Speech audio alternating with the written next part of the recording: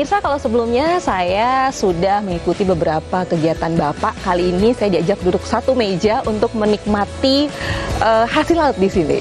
Iya, benar. Benar sekali. Apa aja, Pak? Ini ada ikan apa depan saya? Ikan kakap itu namanya. Ini ikan kakap. Kakap baramundi. Baramundi dibakar. Yang punya bising orang Arafura. Oke, itu ini dibakar. Dan ini kakap bulanak.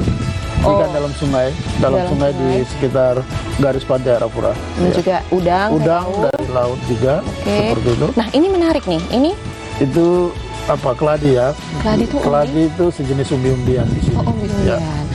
Oh, itu sebelah sana kepiting. Ini nikmat banget. Boleh nggak saya langsung coba? Boleh, silakan. Mana yang menurut Bapak ini harus dicoba ya? Apa semua yang harus dicoba gitu? Semua dicoba, silakan. Semua dicoba. Semua saya dicoba. sambil ngobrol kita ya. Boleh, Makan boleh, sambil boleh, ngobrol. boleh. Saya coba yang ini. Ini ikan baramundi. Baramundi ikan. Baramundi. Wah, enak banget nih. Pak, kalau kita berbicara Merauke gitu ya. Ini kan memiliki laut yang luas sekali ya kan? Sangat luas. Sangat luas. Sudah pasti dong hasil perikanannya juga mantap ya kan? Ya, banyak pasti. banget ya kan. Nah, kalau di sini hasil lautnya ikan-ikan yang favorit apa aja sih, Pak? Bagaimana? Ikan yang paling menonjol di sini karena laut kita laut dangkal. Sehingga potensi ikan yang cukup banyak dan dominan di laut Arafura itu adalah kakap baramundi, kakap putih yang besar gitu.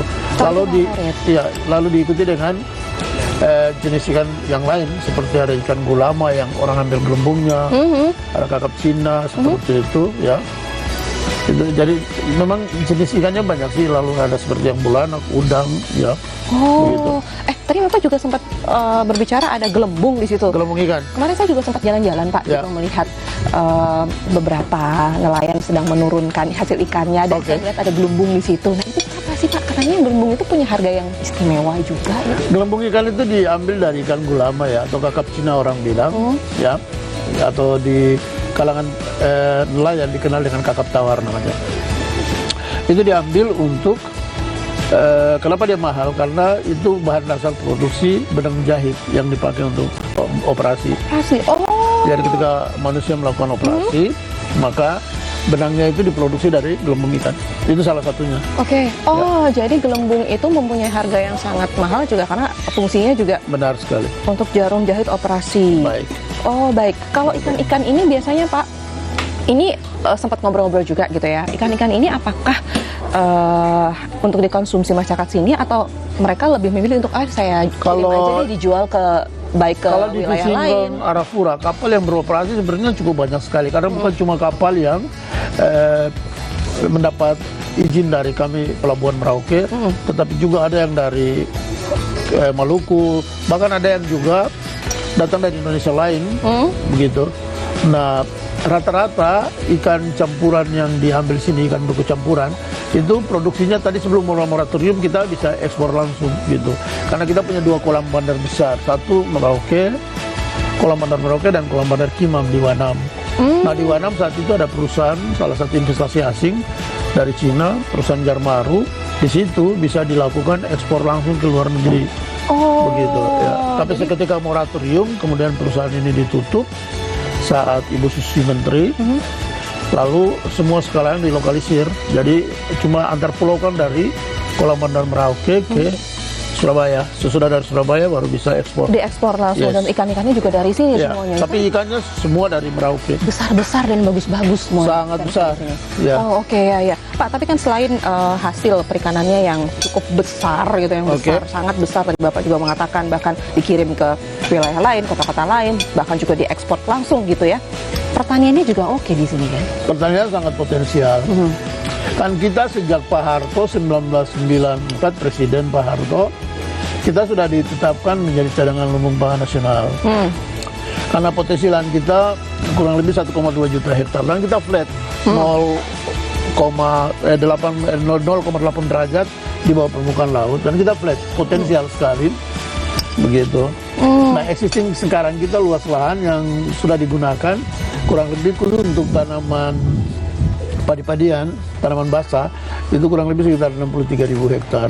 Berarti kan kita space lainnya masih luas sekali untuk tapi memang harus ada pendekatan industri untuk pengelolaan pertanian di sini karena untuk the next Merauke dengan menjadi ibu kota provinsi Papua Selatan, kami rencanakan dia jadi perutnya Papua, begitu. Karena saat Pak Jokowi kesini, saya sudah sampaikan ke Pak Jokowi, kalau misalnya teknis pengelolaan dukungan untuk produksi pertanian ini dioptimalkan, nah ini sudah bisa kita ekspor beras dari sini untuk seluruh Papua, bahkan untuk Maluku. Jadi kita sudah bisa jadi perutnya Indonesia Timur.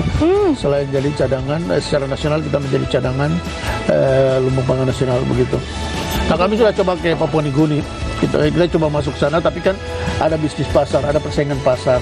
Sehingga memang kualitas beras kita, kualitas pangan kita harus terus kita tingkatkan. Iya, iya. Karena memang dengan potensi. Karena kita harus bersaing di pasar bebas. Iya, gitu. Pertanian padi, tanaman padi sini juga dan ini akan dijadikan jadi lumbung pangannya Papua gitu di Merauke ini. Nah selain tanaman padi gitu, di sini hasil perkebunan dan lain-lain bagaimana? Hasil perkebunan ikutan. Kalau kita tanaman keras sudah industrialisasi, jadi kan sekarang kita sudah mempunyai beberapa industri besar yang bergerak di bidang sawit.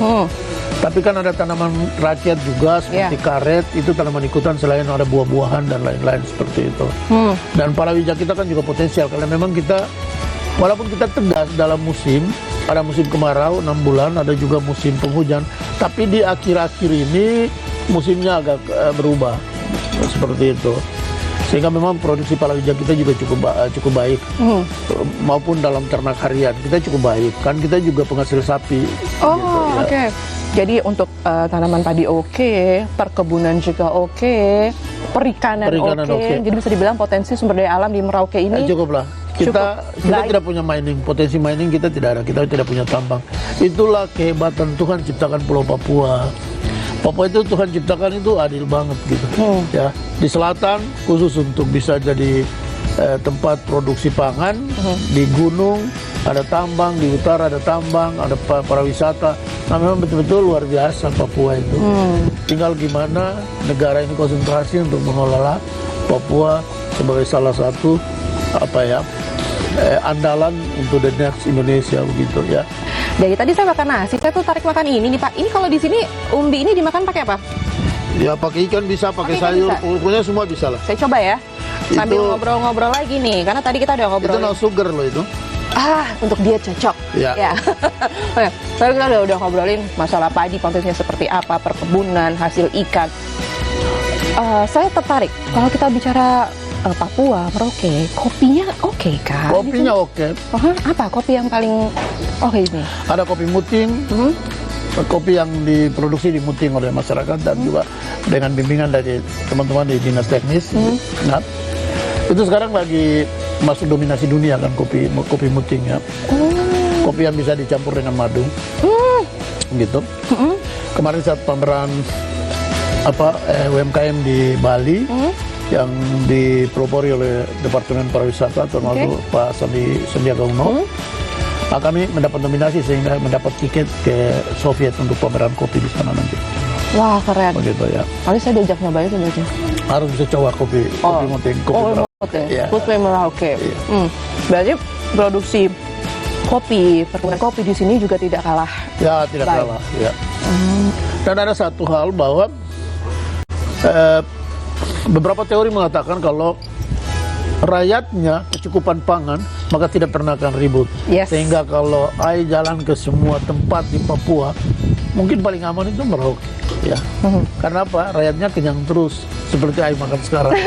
Biasanya kalau perutnya kenyang, pikirannya tenang. Iya. Gitu. Pantesan dari tadi saya tenang-tenang aja karena diisi makanan sama Bapak. Oke, Pak.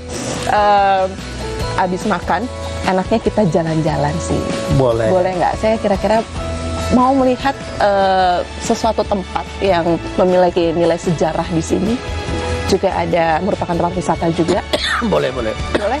Ada monumen kapsul waktu dekat-dekat sini. Dekat sini. Oke, nanti sambil di sana. Ya. No far from here gitu, dia tidak jauh dari sini ya. Oke, baiklah. Nah, sekarang saya mau menyelesaikan makanan dulu. Saya belum coba udangnya, saya belum coba kepitingnya. Boleh, bisa diundang teman-temannya datang. Habis dari sini kita akan langsung ke monumen kapsul waktu. Jangan kemana-mana.